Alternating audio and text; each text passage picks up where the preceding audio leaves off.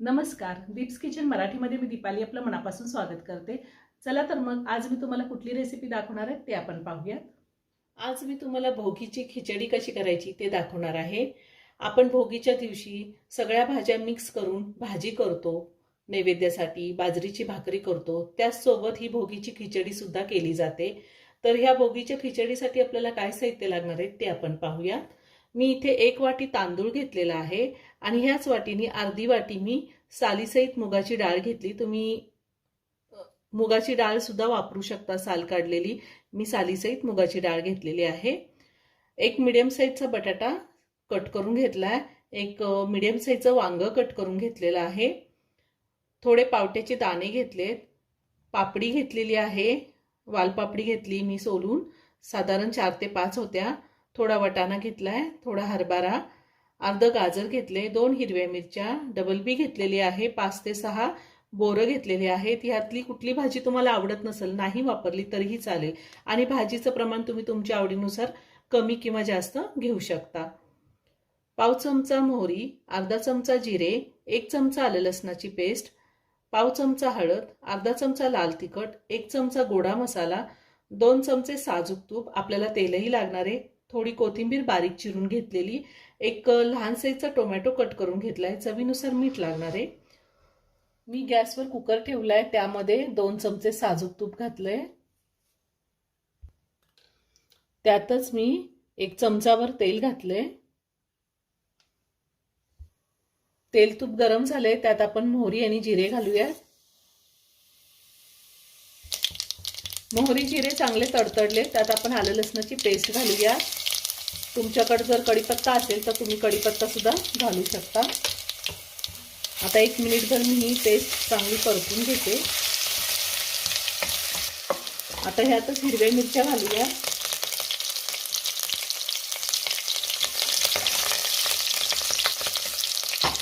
आणि आपण ज्या भाज्या घेतल्यात त्या सगळ्या भाज्या घालायच्या।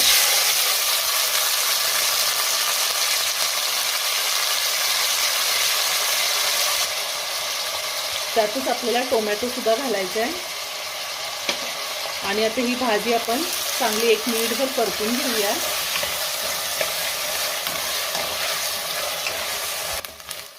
मी लाल तिखट आणि मिरची दोन्ही वापरलेला आहे। तुम्हाला फक्त मिरची किंवा फक्त लाल तिखट वापरायचं असेल तर तुम्ही वापरू शकता। तिखटाचं प्रमाण तुम्ही तुमच्या आवडीनुसार कमी किंवा जास्त घेऊ शकता। 1 मिनिटभर मी ह्या भाज्या चांगल्या परतून घेतलेल्या आहेत। आता आपल्याला ह्यामध्ये हळद घालायची आहे, लाल तिखट आणि गोडा मसाला। पुन्हा आपण 1 मिनिटभर व्यवस्थित परतून घेऊयात भाज्या।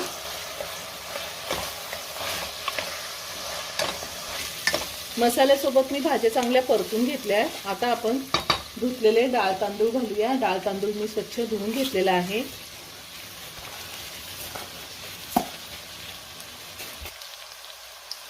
आता तांदूळ आणि डाळ सुद्धा आपण ह्या भाज्यांसोबत 2 मिनिटं चांगलं परतून घ्यायचं। नैवेद्यासाठी जर तुम्ही करणार असाल आणि बरेच जण आलं लसणाचा वापर करत नाही तर आलं लसणाची पेस्ट नाही वापरली तरीही चालणार आहे। तांदूळ आपण चांगला परतून घेऊया। मी इथे 1 वाटी तांदूळ आणि अर्धी वाटी सालीसहित मुगाची डाळ घेतलेली आहे, त्यासाठी मी 4 वाट्या पाणी गरम करायला ठेवले। आता खिचडी तुम्हाला किती मऊ हवी आहे किंवा जर तुम्हाला खिचडी जास्त मऊ नको असेल तर पाणी थोडं कमी वापरा, खिचडी मऊ हवी असेल तर पाणी थोडं जास्त पण वापरू शकता। मी इथे 4 वाट्या पाणी साईडच्या गॅसवरती गरम करायला ठेवले। आपल्याला गरमच पाणी वापरायचंय, थंड पाणी वापरायचं नाही। थंडीच्या दिवसात ह्या सगळ्या भाज्या आपल्याला बाजारामध्ये मिळतात। जसं आपण भोगीची मिक्स भाजी करतो तशीच ही भोगीची खिचडी सुद्धा खूप पौष्टिक होते आणि तुम्ही नक्की करून पहा। आता मी यामध्ये गरम पाणी घालते। 2 मिनिटं मी तांदूळ चांगला परतून घेतलेला आहे।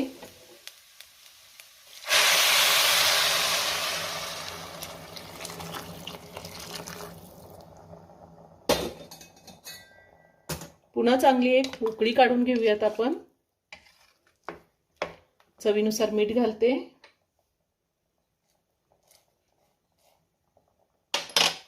व्यवस्थित मिक्स करून घेऊया वरतून थोडी कोथिंबीर घालते. तुमच्याकडे जर ओलं खोबरं असेल तर किसलेलं ओलं खोबरं जरी 2 ते 3 चमचे घातलं तरीही चालेल. आता छान एक उकळी काढून घेते. छान उकळी आली आहे. आता मी सगळं व्यवस्थित मिक्स करून घेते. तुम्ही ह्या टायमिंगला मीठ चेक करू शकता.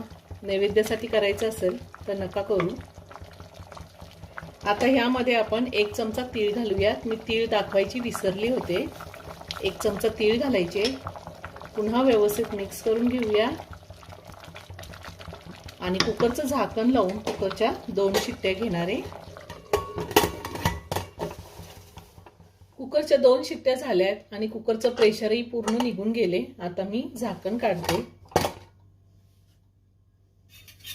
आपली भोगीची खिचडी तयार करून झालेली आहे आणि तुम्ही बघू शकता किती छान झाली आहे. आता ह्यामध्ये मी वरतून थोडी कोथिंबीर घालते आणि खिचडी एका प्लेटमध्ये काढून घेते. खूप छान झाली. खूप छान सुगंध येतोय खिचडीचा.